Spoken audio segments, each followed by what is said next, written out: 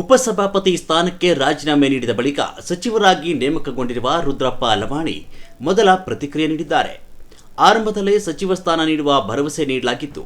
ಆ ಭರವಸೆಯಂತೆ ಈಗ ಸಚಿವನಾಗಿ ಅವಕಾಶ ದೊರೆತಿರುವುದರಿಂದ ಉಪಸಭಾಪತಿ ಹುದ್ದೆಗೆ ರಾಜೀನಾಮೆ ಸಲ್ಲಿಸಿದ್ದೇನೆ ಅಂತ ಅವರು ಹೇಳಿದರು. ಉಪಸಭಾಪತಿ ಸ್ಥಾನದಲ್ಲಿ ಕಾರ್ಯನಿರ್ವಹಿಸಲು ಅವಕಾಶ ನೀಡಿದ ಸರ್ಕಾರ ಹಾಗೂ ಸಹಕರಿಸಿದ ಎಲ್ಲರಿಗೂ ಅವರು ಕೃತಜ್ಞತೆ ಸಲ್ಲಿಸಿದರು.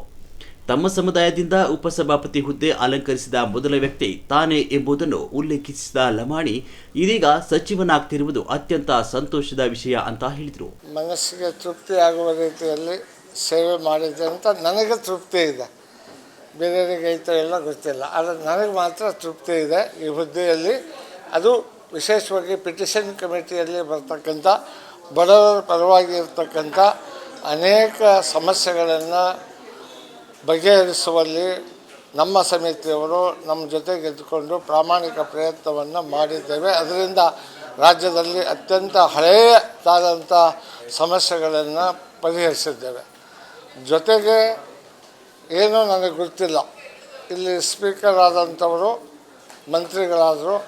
ಅನಿವಾರ್ಯವಾಗಿ ನಾನು ಅಂದಿನಿಂದ ಇಲ್ಲಿಯವರೆಗೂ ಕೂಡ ಸ್ಪೀಕರ್ ಆಗಿಯೂ ಕೆಲಸ ಮಾಡಿದ್ದು ತೃಪ್ತಿ ಇದೆ.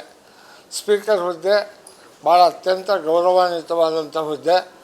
ಅದರಲ್ಲಿ ವಿಶೇಷವಾಗಿ ನಮ್ಮ ಸಮುದಾಯದವರು ಇಲ್ಲಿಯವರೆಗೆ ಸ್ವಾತಂತ್ರ್ಯ ಬಂದು ಇಲ್ಲಿಯವರೆಗೆ ಯಾರೂ ಡೆಪ್ಟಿ ಸ್ಪೀಕರ್ ಆಗಿದ್ದಿಲ್ಲ, ಸ್ಪೀಕರ್ ಆಗಿದ್ದಿಲ್ಲ.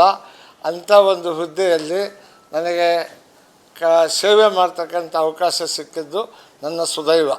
ಆದ್ದರಿಂದ ನಾನು ಇವತ್ತು ಮತ್ತೆ ಮರಳಿ ಮನೆಗೆ ಅನ್ನುವ ರೀತಿಯಲ್ಲಿ ಮಂತ್ರಿ ಆಗಬೇಕು ಅನ್ನೋ ಆಸೆ ಇತ್ತು. ಹೋದ ಸಲ ಮಂತ್ರಿ ಮಾಡಿರಲಿಲ್ಲ.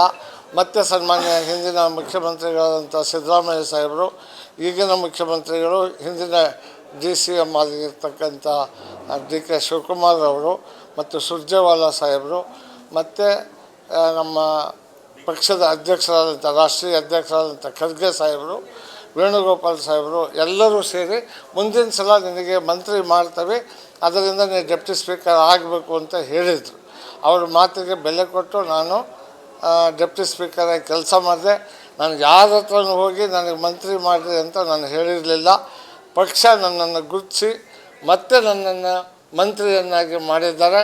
ಆದ್ದರಿಂದ ನಾನು ಪಕ್ಷಕ್ಕೆ ಋಣಿಯಾಗಿದ್ದೇನೆ, ನಮ್ಮ ಹೈಕಮಾಂಡಿನ ತೀರ್ಮಾನಕ್ಕೆ ಬದ್ಧನಾಗಿದ್ದೇನೆ ಎನ್ನುವುದನ್ನು ಈ ಸಂದರ್ಭದಲ್ಲಿ ಹೇಳಿ ಇವತ್ತು ನಾನು ಸ್ಪೀಕರ್ ಸ್ಥಾನಕ್ಕೆ ರಾಜೀನಾಮೆ ಕೊಟ್ಟಿದ್ದೇನೆ. ಮತ್ತು ಈಗ ಪ್ರಮಾಣ ವಚನ ಸ್ವೀಕಾರ ಮಾಡಲಿಕ್ಕೆ ರೆಡಿ ಇದೆ. ನಾನು ಪ್ರಮಾಣ ವಚನವನ್ನು ಸ್ವೀಕಾರ ಮಾಡ್ತೇನೆ. ಅದಕ್ಕೆ ಮಾಧ್ಯಮದ ಎಲ್ಲ ಮಿತ್ರರಿಗೂ ಕೂಡ ನನಗೆ ಬಹಳ ಸಹಕಾರ ಕೊಟ್ಟಿದ್ದಕ್ಕೆ ಸರ್ಕಾರದ ಪರವಾಗಿ ನಿಮಗೆ ಅಭಿನಂದನೆಗಳನ್ನು ಸಲ್ಲಿಸ್ತೇನೆ. ಈಗ ರಾಜೀನಾಮೆ ಯಶವಂತ ರಾಯಗೌಡರು ರಾಜೀನಾಮೆ ಕೊಟ್ಟರು, ಅದನ್ನು ಅಂಗೀಕಾರ ಮಾಡಿದ್ರೆ ಅಥವಾ ರಿಜೆಕ್ಟ್ ಮಾಡಿದ್ರೆ? ಎಲ್ಲ ಸಿಟ್ಟಿನಾಗ ಏನೋ ಇರ್ತಾರೆ, ಎಲ್ಲರೂ ಕೊಡ್ತಾರೆ. ಅವ್ರಿಗೆ ಬೇಜಾರಾಗಿದೆ, ಆದ್ದರಿಂದ ರಾಜೀನಾಮೆ ಕೊಟ್ಟಿದ್ದಾರೆ. ಸನ್ಮಾನ್ಯ ಮುಖ್ಯಮಂತ್ರಿಗಳ ಜೊತೆಗೂ ನಾನು ಮಾತಾಡಿದ್ದೇನೆ, ಅದನ್ನು ಎಕ್ಸೆಪ್ಟ್ ಮಾಡಬೇಡ್ರಿ ಅಂತ ಹೇಳಿದ್ದಾರೆ. ನಾನು ಅವರಿಗೆ ಕೇಳಿಕೊಂಡೆ, ಏನಂತ, ಬೇಡ ನೀವು ರಾಜೀನಾಮೆ ಕೊಡೋದು ಸರಿಯಲ್ಲ, ಅದೇನೇ ಇದ್ದರೂ ನಮ್ಮ ಹಂತದಲ್ಲಿ ಪಕ್ಷದ ಹಂತದಲ್ಲಿ ತೀರ್ಮಾನ ತಗೊಳ್ಳೋಣ ಅಂತ ಹೇಳಿದರೆ ಅವರು ಬೇಸರಾಗಿ ಸ್ವಲ್ಪ ಇದನ್ನು ಮಾಡ್ಕೊಂಡಿದ್ದಾರೆ. ಆದ್ದರಿಂದ ಅವ್ರು ಮನವೊಲಿಸಿ ಮತ್ತೆ ಅದನ್ನು ಸರಿ ಮಾಡ್ತಕ್ಕಂಥ ಕೆಲಸವನ್ನು ನಾವು ಮಾಡ್ತೀವಿ.